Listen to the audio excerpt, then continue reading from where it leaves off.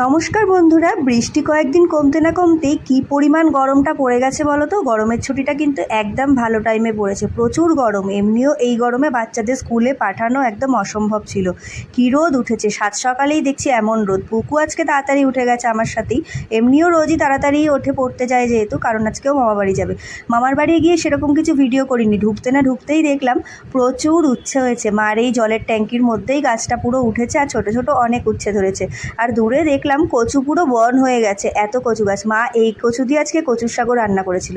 সবটা তোমাদের সাথে মামাবাড়ি গিয়ে শেয়ার করিনি, তার কারণ হলো একটা দিন ছুটির একদম রিল্যাক্সে মায়ের আদর খেয়েই কাটিয়ে দিলাম সারাটা দিন।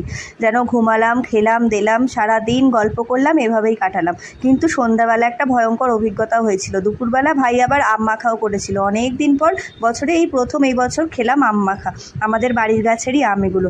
আর হ্যাঁ, ভয়ঙ্কর অভিজ্ঞতাটা হলো, আমরা আসার সময় না লঞ্চে এসেছিলাম, আমি আর পুকু একটু টেনশানে পড়ে গেছিলাম।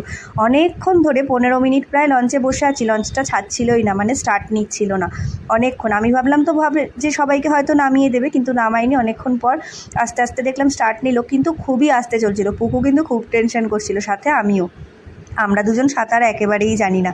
যাই হোক, ভগবানের কৃপায় ঠিক পৌঁছে গেলাম ঠিকই, কিন্তু রাস্তার মাঝখানে মাঝখানে, মানে গঙ্গার মাঝখানে মাঝখানে কিন্তু একদম স্লো হয়ে যাচ্ছিল, আর জলেরও প্রচুর স্রোত ছিল।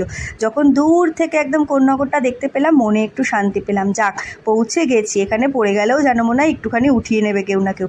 আর এই একটা পাউচ কিনেছি, তোমাদের সাথে আগে শেয়ার করা হয়নি, এটাই মেকআপ নিয়ে যাওয়ার। এক জায়গায় যাচ্ছি, খুব শিগগিরই বলবো।